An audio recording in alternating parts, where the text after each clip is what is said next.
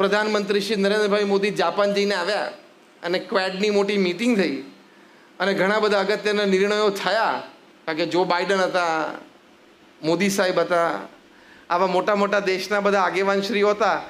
એના અગત્યના નિર્ણયો થાય એ બાબતે તાત્કાલિક એક જોઈન્ટ પાર્લામેન્ટરી કમિટી દિલ્હીમાં ગોઠવાય અને મને બોલાવે અને રાતે 11:30 PM ફોન ના આવે. ફોન આવ્યો ધારો કે અને ઉપાડી ના શકું તો દેશની બહુ અસેવા થઈ જશે એમ સમજો. તારા જેવા એમની પાસે 140 કરોડ છે, તું સૂઈ જા. અને જેને બોલાવાના હશે ને એને ટાઈમે બોલાવી લે છે. જેને બોલાવાના હોય છે બધાને ટાઈમે બોલાવી લે છે. કોકને PMO દ્વારા, કોકને CBI દ્વારા, કોકને ED દ્વારા. જેને બોલાવાના હોય છે ને બધાને ટાઈમે બોલાવી લે છે. તું સૂઈ જા, તું ચિંતા ના કરીશ. એટલે આપણને આપણા જીવનની કિંમત નથી. પ્રોફેસર મોરોવિટ્સે અમેરિકામાં સંશોધન કર્યું કે એક લાઈફલેસ હ્યુમન બોડી બનાવવું હોય તો કેટલા ડોલરનું બને. જીવ નહીં હોય અંદર, ખાલી શરીર જ. તેમણે કહ્યું કે $5 ટ્રિલિયન બને. અમેરિકાનું દેવું નથી આટલું. તો 100 વર્ષનું જીવન જીવવું એટલે આ પ્રોફેસર મોરોવિટ્સે કીધું કે 1 સેકન્ડ આપણી 5 કરોડ રૂપિયાની છે. અને તમે લાલ બટન દબાવો ને સીધા 45 મિનિટ કાઢી નાખો. મૂર્ખામી જ છે ને. એટલે એ ખોટો સમય આપણો ઘણો બધો જાય છે કારણ કે આપણે જીવનને સમજ્યા નથી કે જીવનમાં મારે પરિવારને પણ સુખી કરવાનો છે, ધન સમૃદ્ધિ પણ મેળવવાની છે, 5-25 જણાનો રોજગાર પણ ઊભો કરવાનો છે, નાની મોટી સમાજ સેવા પણ ક્યાંક કરવાની છે, નાની મોટી દેશ સેવા પણ ક્યાંક કરવાની છે, ભગવાન પ્રત્યેની પણ શ્રદ્ધા રાખીને ભક્તિ કરવાની છે. આ બધું જ જીવનમાં કરવાનું છે. તો તમને 70-80 વર્ષે છાતી ઉપર હાથ મૂકીને સંતોષ માની શકશો કે હું મારું જીવન ખૂબ સારી રીતે જીવ્યો. બાકી તો પૃથ્વી પરથી રોજ 1.5 લાખ જાય છે. 24 કલાકમાં રોજના 1.5 લાખ લોકો પૃથ્વી ઉપર જાય છે. 24 કલાક એટલે 86,200 સેકન્ડ. દર 2 સેકન્ડે 3. આપણે આ પ્રવચનની શરૂઆત કરીને લગભગ અડધો કલાક થયો, 30 મિનિટ થઈ એટલે 1800 સેકન્ડ થઈ, 2500 ગયા.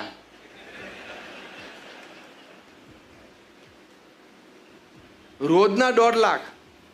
અને ભગવાનની ઈચ્છા હોય અને કાલ સવારનું આખું ફોકસ 26મી તારીખનું કલોલ ઉપર મૂકી દેતો કે 1.5 લાખ અહીંથી જ ઉપાડવા છે તો આખા શહેરનો કાર્યક્રમ પૂરો કરી નાખે. એટલે જીવનને સમજવું પડે કે આ 70-80 વર્ષનું જીવન છે, 5-10 પ્લસ માઇનસ ભગવાનની ઈચ્છાથી, એ કેવી રીતે જીવવું.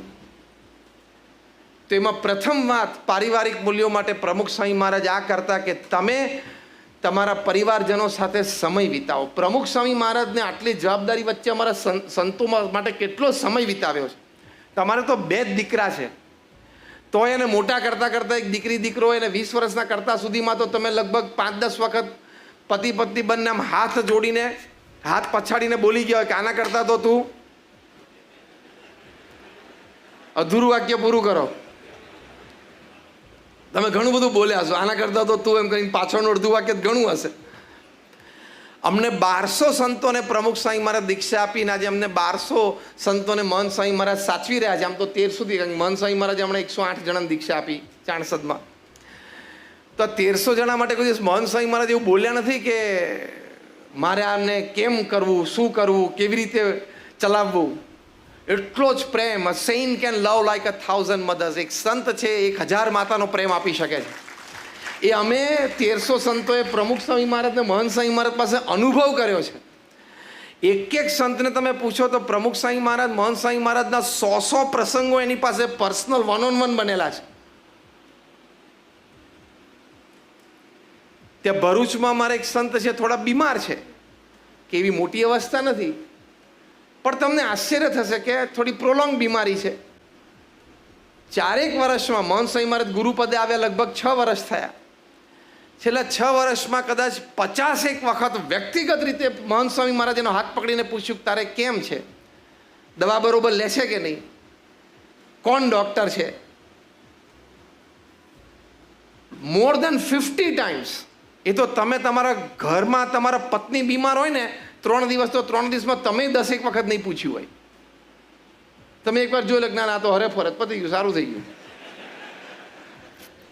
આ સંતને 50 વખત પ્રમુખ મહંત સ્વામી મહારાજે હાથ પકડીને પૂછ્યું છે કે તારે કેમ છે, તું શું, તારી દિનચર્યા શું છે, દવા શું લે છે, કોઈ દવામાં ફેરફાર થયો કે નહીં, કંઈ ને કંઈ આ બીમારી સંબંધી પૂછપરછ. શું પર્સનલ ટચ કહેવાય, અનબિલીવેબલ. એટલે ધારો તો આપણે સમય આપી શકીએ, કોઈને સમયની ખેંચ નથી. કોઈ એમ કે મારે સમય બહુ ટૂંકો પડે છે, તો સમજવાનું કે બેમાંથી એક કારણ, કાં તો તને સમયનું આયોજન આવડતું નથી, કારણ કે 24 કલાક બહુ સમજીને ગોઠવ્યા છે. જો બાઇડન પાસે પણ 24 કલાક છે, મોદી સાહેબ પાસે પણ 24 કલાક છે, પ્રમુખ સ્વામી મહારાજ મહંત સ્વામી મહારાજ પાસે પણ 24 કલાક હતા ને છે, અને આપણી પાસે 24. આ તો સારું છે આપણે અત્યારે ભગવાન પ્રગટ નથી થતા, બાકી પ્રગટ થાય પહેલો પ્રશ્ન 24નું તમે ગોઠવ્યું કેવી રીતે? 26નું ગોઠવો ને ત્યાં વચ્ચે પાછો કોઈ બીજો દોઢ થાય, 27નું ગોઠવો.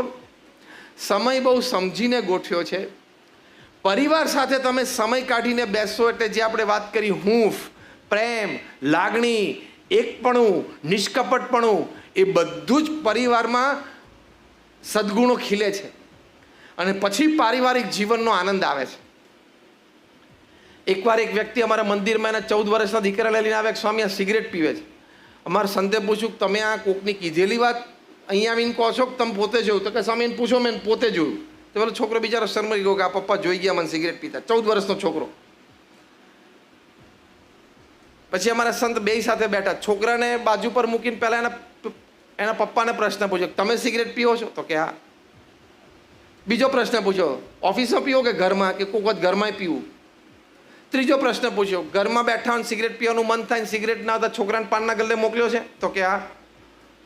તમારા સંત કે બસ ચેપ્ટર એન્ડ્સ, અહીં વાર્તા પૂરી થઈ ગઈ.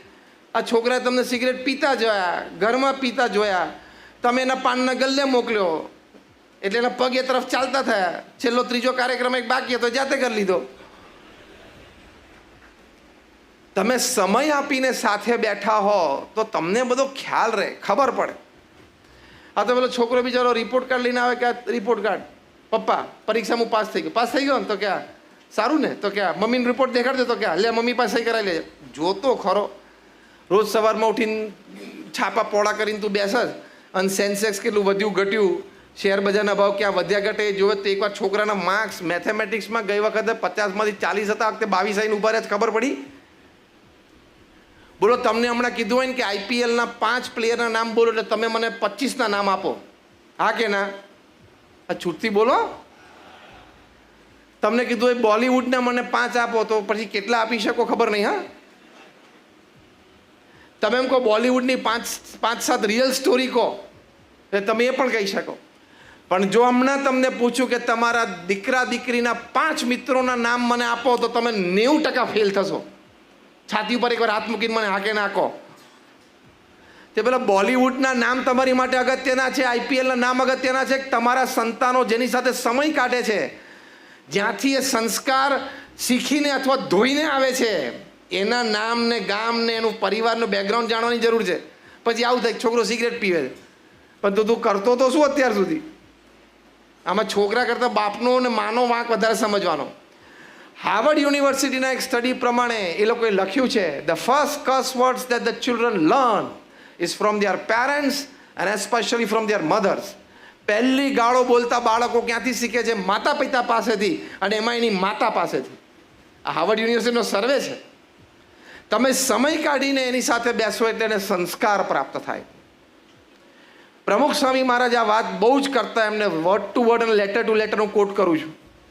પ્રમુખ સ્વામી મહારાજ કહેતા, જો તમે તમારા સંતાનોને સંસ્કાર નહીં આપો તો એક દિવસ એવો આવશે કે તમારે સંપત્તિ અને સંતતિ બેય ખોવાનો વારો આવશે. તમે શિક્ષણ સારામાં સારું સંતાનોને આપો છો, ધન્યવાદ, તમારી ક્ષમતા પ્રમાણે. પણ તમારે એને સંસ્કારે આપવા પડશે. ખાલી ભણતરથી પૂરું નથી થતું. કારણ કે અભણ વ્યક્તિ હોય ને, એ ચોરી કરે તો 50 રૂપિયાની, 500 રૂપિયાની, 5000 રૂપિયાની કરે. અને ભણેલો વ્યક્તિ ચોરી કરે ને તો 1 લાખ ને 1.5 લાખ કરોડ સુધી પહોંચે છે, ખબર છે ને? 2G સ્કેમ, કોલ સ્કેમ, જે બધા તમે સ્કેમ જોડો ને, આ બધા અભણ વ્યક્તિઓ નથી કરેલા. હાર્વર્ડના ગ્રેજ્યુએટે કરેલા છે, કેમ્બ્રિજના ગ્રેજ્યુએટે કરેલા છે. એમાંથી એક જણાને આજે અંતરદ્રષ્ટિ થઈ એટલે બધું છોડ્યું છે.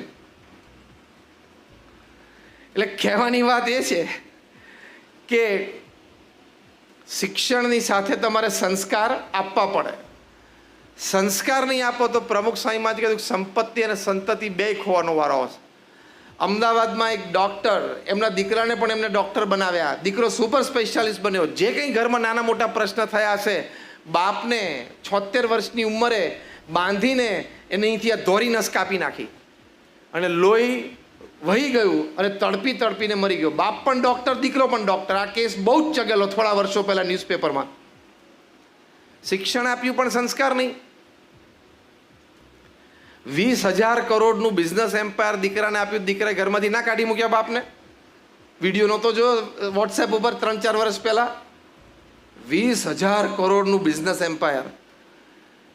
આપણે ખાલી લખવા કે 20,000 કરોડ લખો તો એકાદ આંકડો ઓછો થઈ જાય, ઝીરો લખવામાં તો સાચવવામાં શું થાય. સંસ્કાર આપવા પડે કે બેટા પારિવારિક મૂલ્યો આ છે: સત્ય, દયા, અહિંસા, પ્રેમ, સેવા, નિસ્વાર્થ ભાવના, અન્યને મદદરૂપ થવું, પ્રામાણિકતા, નૈતિકતા, શિસ્ત. આ બધું નાનપણથી તમારે શીખવાડવું પડે, સ્કૂલોમાં નહીં શીખવાડે. કારણ કે સ્કૂલમાં પાછો ગણપતિનો શરૂ કરશે ને તો તમે શિક્ષણનું ભગવીકરણ કરો છો. તમે બિન સાંપ્રદાયિકતાનો અર્થ નથી સમજ્યા. આવી વાતો પાછી ચગે. એટલે ગણપતિનો નહીં ચાલે, ગધેડાનો જ ચાલશે. પછી મોટો થઈને કેવો થાય? પણ બિન